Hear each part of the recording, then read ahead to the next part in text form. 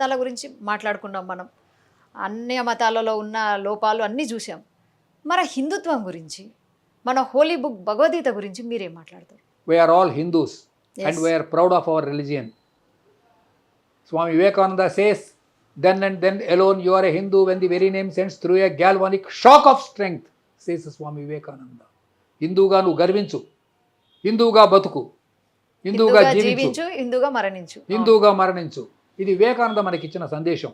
నువ్వు హిందూగా ఉన్నంత వరకే ఇది హిందూ ల్యాండ్ కాగలుగుతుంది, లేనినాటిది పాకిస్తాన్ అయిపోతుంది. అయితే ఈ ల్యాండ్లో సమస్యలు లేవా? ఉన్నాయి, చాలా సమస్యలు ఉన్నాయి. వీళ్ళకి ఉద్యోగాలు లేవు, తినడానికి తిండి లేదు. చాలామంది పెద్ద పెద్ద డిగ్రీలు ఉన్నాయి, ఉద్యోగాలు లేవు, వెళ్ళిపోతున్నారు. వలస పక్షులు. ఈ వలసను నిరోధించాలి. ఇక రిలిజియన్ విషయాలు చూస్తే వీళ్ళకి కమర్షియలైజ్ అయిపోయింది. Religion has been converted into a commercial shop. I will give you a small example. What happened yesterday in Tirupati? Laddu. LORD. LARD అంటే పంది కొవ్వు. LORD అంటే లార్డ్ అంటే దేవుడు. దేవుడి ప్రసాదంలో పంది కొవ్వును కలిపారు. ఎందుకు జరిగింది? మరి దీనికి బాధ్యులు ఎవరు? దీనికి పోప్ పాల్ గారు అక్కడి నుంచి వాటికన్ వచ్చి చేయలే. ఇప్పుడు ఇక్కడున్న వాళ్ళే చేశారు. వాళ్ళందరూ నామం పెట్టుకొని కొండ మీదకి వెళ్ళి జై వెంకటేశాయ నమః అనేది ఈ తప్పుడు పనులని చేసేది.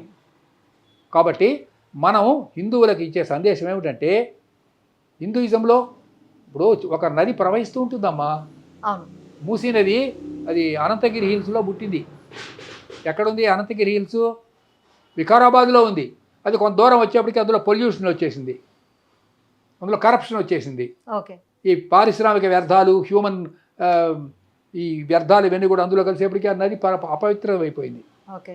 ఇలా రిలిజియన్ వచ్చినప్పుడు దీన్ని కూడా పవిత్రం చేస్తూ ఉంటారు. అప్పుడప్పుడు వాళ్ళనే సంస్కర్తలు అంటూ ఉంటారు. స్వామి వివేకానంద ఈ సచ్ ఏ మ్యాన్, స్వామి దయానంద సరస్వతి ఈ సచ్ ఏ మ్యాన్, అరబిందో ఈ such a man, Narayana Guru from Kerala, వీళ్ళందరూ సంస్కర్తలు అన్నమాట.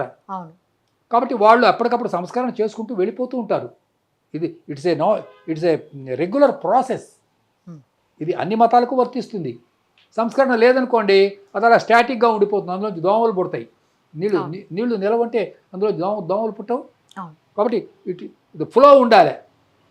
కాబట్టి హిందూయిజం ఎంత గొప్పదైనప్పటికీ కూడా ఈ అనేకమైన పరిణామాల వల్ల ఇందులో వచ్చినటువంటి లోపాలు ఏమన్నా ఉంటే వాటన్నిటిని ప్రక్షాళన చేసుకొని ఆ కాలుష్యాన్ని తీసేసుకొని దీన్ని తిరిగి ఒరిజినల్గా అగ్నిమీళే పురోహితం యజ్ఞస్య దేవం ఋతుజం అంటూ ఆనాడు వేదర్శులు మనకు ప్రబోధించినటువంటి అహింసా పరమో ధర్మ ఏకం సత్ విప్రాహ బౌధా వదంతి సంగచ్చధ్వం సంవదధ్వం, ఎన్ని మంచి మంచి మాటలు ఉన్నాయండి ఋగ్వేదిలో. మీరు చదివారా? ఈ ఉదయనిధి స్టాలిన్ ఋగ్వేదం చదివాడా అండి?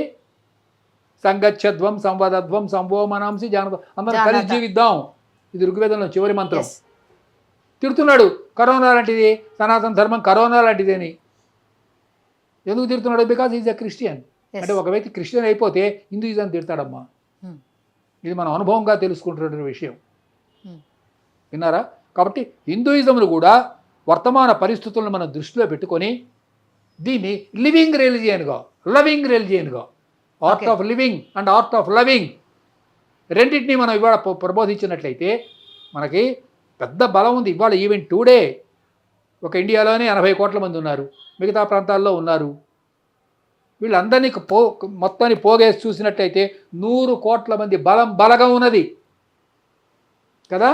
100 కోట్ల మంది మనం గట్టిగా కనుక నిలబడినట్టయితే ఈ ఎడారి సెమిటిక్ రిలిజియన్స్ నిలబడవు.